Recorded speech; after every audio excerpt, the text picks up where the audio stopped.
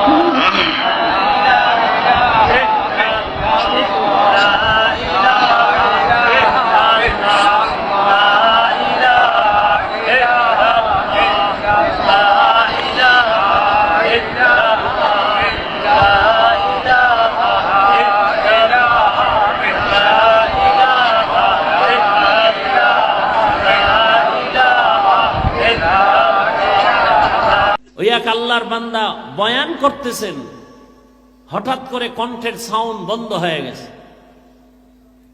গতকাল না আর আগের দিন একজনে দেখাইলেন,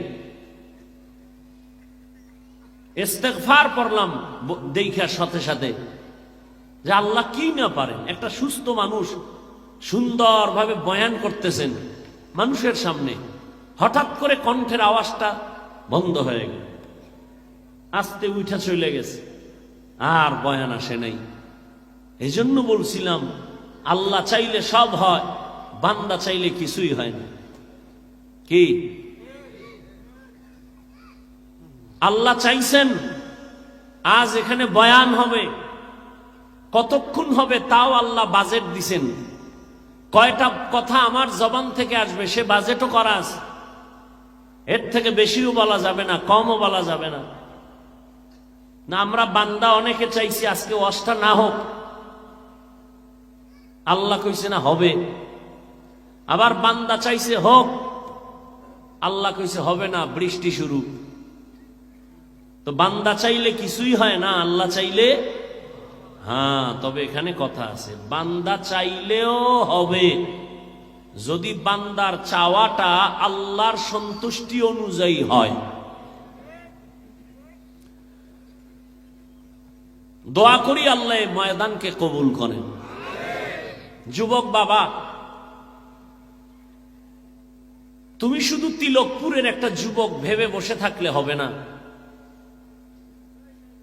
তোমাকে আল্লাহ পাক দুনিয়ার একটা ম্যাগনেট বানায় দিছেন। তুমি একটা যুবকের দ্বারাই সম্ভব গোটা দেশকে নিয়ন্ত্রণ করা নয়, গোটা পৃথিবীকে নিয়ন্ত্রণ করা।